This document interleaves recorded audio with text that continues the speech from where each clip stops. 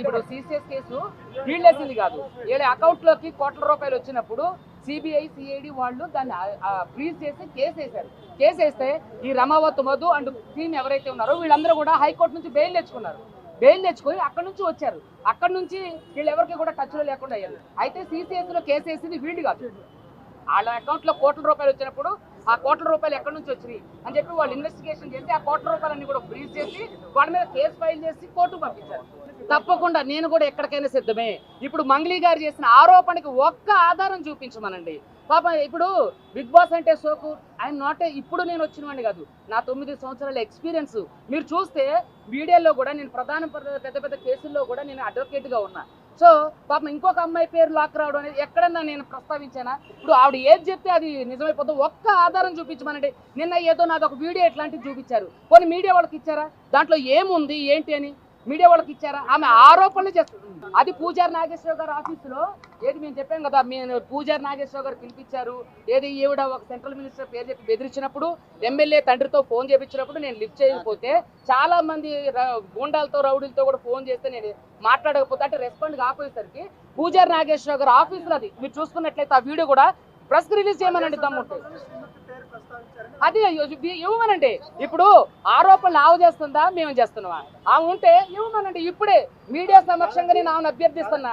ఆమె ఒక్క నిమిషం, నేను మీడియా ముఖంగా నేను మంగ్లీ గారిని అభ్యర్థిస్తున్నా. ఒకవేళ నేను ఎక్కడన్నా చెప్పిన ఆలోచన కానీ చెప్పిన మాటలు దాఖలాలు కానీ ఉంటే దయచేసి మీడియాకి ఇవ్వమనండి. ఎందుకు ఇవ్వట్లేదు? ఇప్పుడు నేను మీడియాకి ఫోటోలు ఇచ్చా, వీడియోలు ఇచ్చా, నేను ప్రతిదీ నాకు డబ్బులు ఆఫర్ చేసింది అది కూడా నేను డైరెక్ట్గా చెప్పా. ఒక సెంట్రల్ మినిస్టర్ పేరు చెప్పింది అని చెప్పా, ఆయన పేరు కూడా మీ అందరికీ తెలుసు. తర్వాత ఎమ్మెల్యే తండ్రితో ఫోన్ చేయించారు, ఆయన కూడా చాలా పాపులర్ అని కూడా తెలుసు. వాటికి సంబంధించిన ఆధారాలు కూడా నేను పోలీసులకు ఇచ్చా.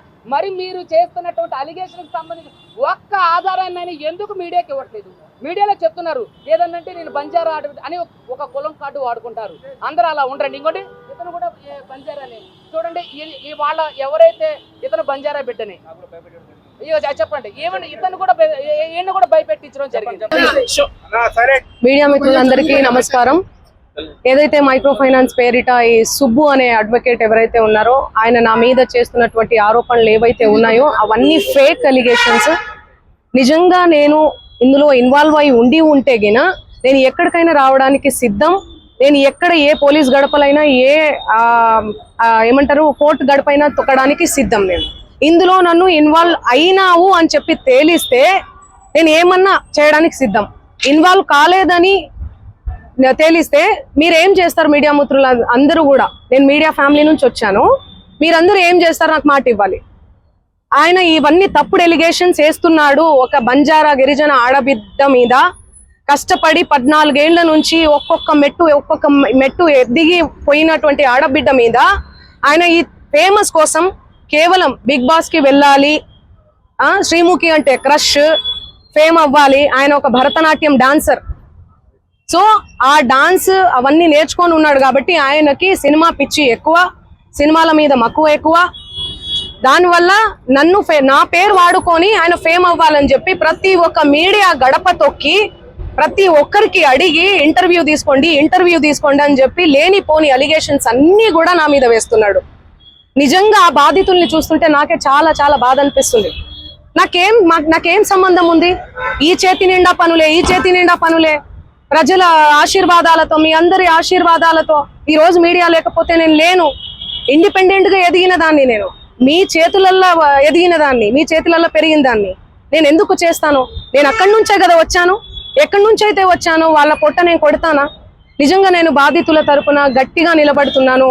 ఎవరైతే నా పేరు యూజ్ చేసి చీట్ చేసి ఎవరైతే వాళ్ళ దగ్గర నుంచి డబ్బులు తీసుకున్నారో వాళ్ళని కంపల్సరీ కఠినంగా శిక్షించాలని నేను పోలీస్ శాఖను కానీ కోరుతున్నాను.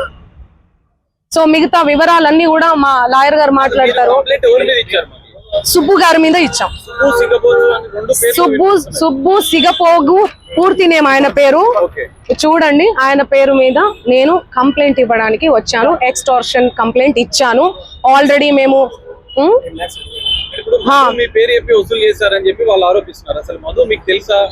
నా మీద ఎవరెవరో ఆరోపిస్తారండి. ఎవరెవరో వస్తారు, ఫోటోలు దిగుతారు.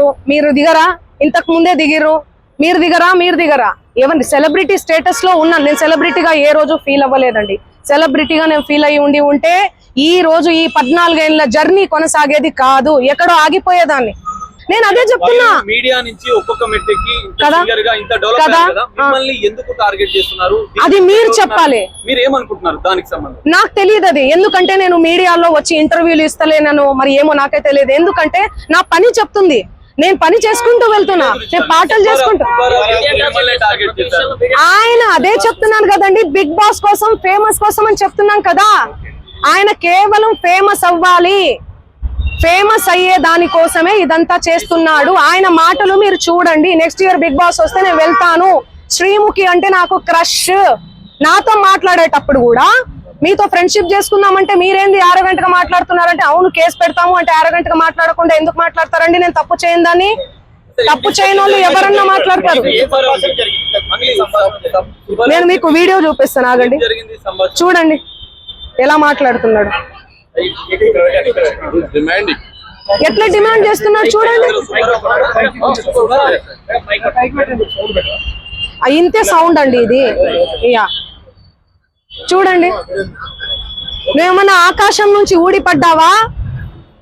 నడుమంత్రపు సిరియా ఇదంతా? ఇంత వల్గర్ లాంగ్వేజా? ఇంత సోకులు ఎందుకు పడతారు మీరు? ఎలా వస్తానండి? నేను అదే చెప్తున్నా, పనులు ఉన్నాయండి, నాకు ప్రోగ్రామ్స్ ఉన్నాయి. కర్ణాటకకు పోయినాను, నిన్ననే నేను శ్రీదత్త యూనివర్సిటీలో కాలేజ్ లో ప్రోగ్రామ్ కూడా చేశాను. మీరు చూడండి నా అప్డేట్స్ దయచేసి చూడండి. ఇన్స్టాలో నేను పోస్ట్ కూడా పెట్టడం జరిగింది. దీనికి నాకు ఏ సంబంధం లేదు. బాధితులకు దయచేసి పోలీస్ శాఖ వారు న్యాయం చేయండి. నేను బాధితుల డెఫినెట్లీ ఖచ్చితంగా ఉంటా, ఖచ్చితంగా ఉంటా. నేను బాధితులకు ఎట్లా ఫైట్ చేయబోతున్నాము, లీగల్ గా వెళ్తున్నామండి మేమంతా. మా లాయర్ గారు మాట్లాడతారు, నేను ఇప్పటి వరకు మాట్లాడాను కదా, మాట్లాడండి లాయర్ గారు.